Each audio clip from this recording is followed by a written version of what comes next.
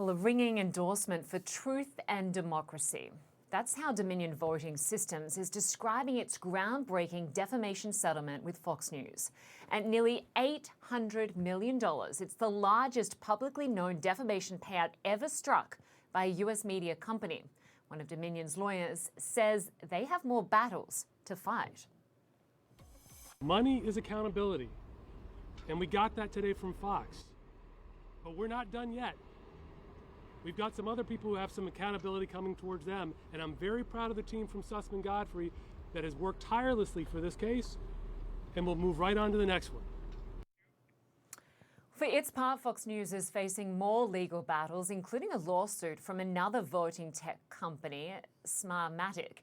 It's seeking nearly $3 billion in damages.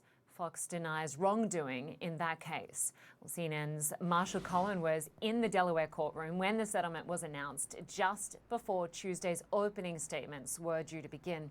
He joins us now from Wilmington. Good to have you with us on the story. So this is a huge, unprecedented payout, but Fox didn't apologize. Fox did not apologize, and Fox is not going to apologize on air either. They will be paying nearly $800 million to Dominion to settle this litigation. A huge payoff, in fact, the biggest defamation settlement in American history. But as part of the deal, they were not required to say anything on air, a mea culpa, an apology, a retraction, you know, the things that journalists typically do when they make a mistake. I will read for you, though, the statement that they did put out yesterday, where they mentioned some of the falsity of their statements in 2020. Look at this, quote, they said, "We acknowledge the court's ruling finding certain claims about Dominion to be false." That's referring to a ruling from the judge just a few weeks ago that found that all 20 of the broadcasts in question in this litigation were false. In other words, basically everything that Fox had said about Dominion rigging the election was untrue. And obviously there's some sort of car alarm going out over there, but we can still hear you. And I did want to ask you about what impact this decision might have on the viewers. Fox obviously is one of the most watched cable networks in America, but I didn't see much cover on this story last night on that channel. I haven't seen it at all on their website. I'm wondering whether their viewers will even know about this.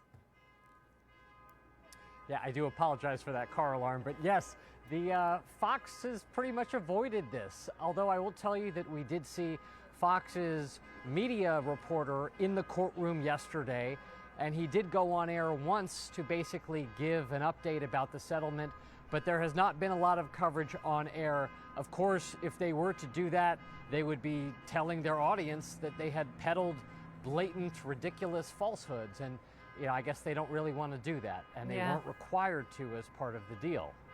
And of course, this is not the end. Fox is facing another multi-billion-dollar lawsuit.